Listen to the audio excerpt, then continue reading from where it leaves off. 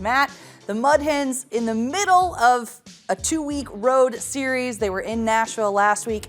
Kind of a tough one, going 2-5 with that added game that was a rainout earlier this season.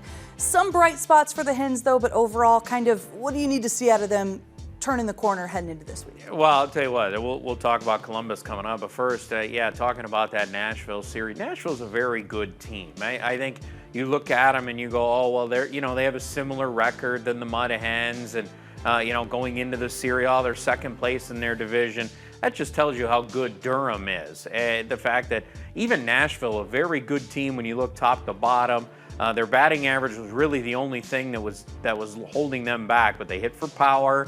They could really pitch. They had a solid bullpen. So they hit some of their stride, though, during this series, and the Hens kind of, you get on the road. Sometimes it can be difficult and a difficult place to play. Nashville certainly was that. And you said it, the record speaks for itself on the week, 2-5. Yes, there was the one home game, quote unquote, for the Mud Hens that was mixed in there as part of that doubleheader that ended up going about 6 hours last Wednesday, combined for the two games. So, it was a trying series, certainly, for the Mud Hens. Now they're going to move on to Columbus. The Clippers are having a down year. Toledo's had some good success against them. However, they're a much better club in their own ballpark in Huntington Park in Columbus. So it's going to be an interesting series. You got 2 day games mixed in with Wednesday and then Sunday as well. So just an interesting overall look to this 2-week stretch. And Claire, we talked about this earlier in the year when the Mud Hens went from Louisville to Memphis, and they ended up winning the last couple games in the series against Memphis to basically come back about 500 on that trip, or a game above, I believe, when I think back on it.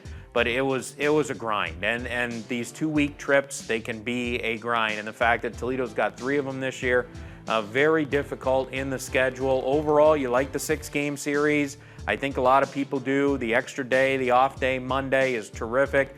But I'll tell you what, when you mix 2 straight road weeks in and not a real ability to go home, they could have done it on this series, but you like to just go on to the next series and next place of where you're going instead of cut down some of that bus time. But these can be a grind. Matt, one bright spot in Nashville was Christian Stewart. We talked about him last Monday. He's having quite the season. 1 game, 3 home runs in the contest. They did end up losing, but something to hang your hat on a little bit. Absolutely, and he continues to hit the baseball very well. I think the encouraging sign, I may have mentioned this last week, was he was starting to use more of the middle of the field. The more he can get using all of the field, the more effective he becomes as a hitter, because it takes away a lot of what pitchers want to do.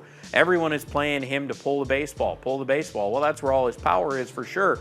But he does have enough power to go to center field and hit home runs, and he did that in Nashville. And then, of course, he pulled a couple for home runs, but he also hit 1 to center. If he can drive the baseball to all fields, it makes him a better hitter, and it's part of the reason why his batting average continues to climb. He's in one of those great hot streaks right now. You just like to ride it until, hopefully it goes the rest of the season for him, because then he's going to be on a lot of people's radar. On top of just the road series being a grind, they did have that extra game where it might only seem, it's just an extra game on the stat sheet, but that's a whole other, it's a 2 games in a day, and then you have 1 off day, and they're back at it tomorrow, especially this late in the season. Injuries are always a concern, and just mentally making sure that they're crisp and ready to go. What do they do on days like today? Well, today is a key day, this Monday, and getting to Columbus, they probably got into Columbus sometime in the middle of the night between 4 and maybe 6 a.m., somewhere around in there. You get that whole day off to rest, recuperate, reload, and be ready to go for the game Tuesday night, because they're going to have a quick turnaround. You're going to go Tuesday night, so they'll probably hit and get the game in. Then Wednesday morning, it's a noon game. So you got to get right to the ballpark again, quick turnaround, and play again. Those can be very difficult as well. This is just kind of, it doesn't seem like it's that trying of a series and a road trip, but really with that extra game kicked in, and I mentioned it, from the start of game 1 to the end of game 2, it was roughly about 6 hours last Wednesday. That's a long time at the ballpark, playing a lot of baseball, hitting. You got the travel mixed in there. I mean, there's just so many factors in that can really wear you down. And like you said, not necessarily physically, but sometimes mentally, all those extra challenges, can certainly bring you down, and it's tough to fight through that. And I think that's why you see home teams still have the advantage when it comes to home and away. The Mud Hens have done fairly well on the road. They've kept it close to 500, and that's why they're having a good season. But this is a tough stretch. Now we still have a little over 2 months left of regular season play. Playoffs look a little different this year. It's not the traditional format. There are 10 extra games. Can you walk us through that setup? Well, it's interesting because the regular season will actually end on September 19th, so about a month or so from now. But then they're going to go into this AAA final stretch, which is 5 games at home and 5 games on the road. The Mud Hens will start on the road. They got 5 down in Louisville.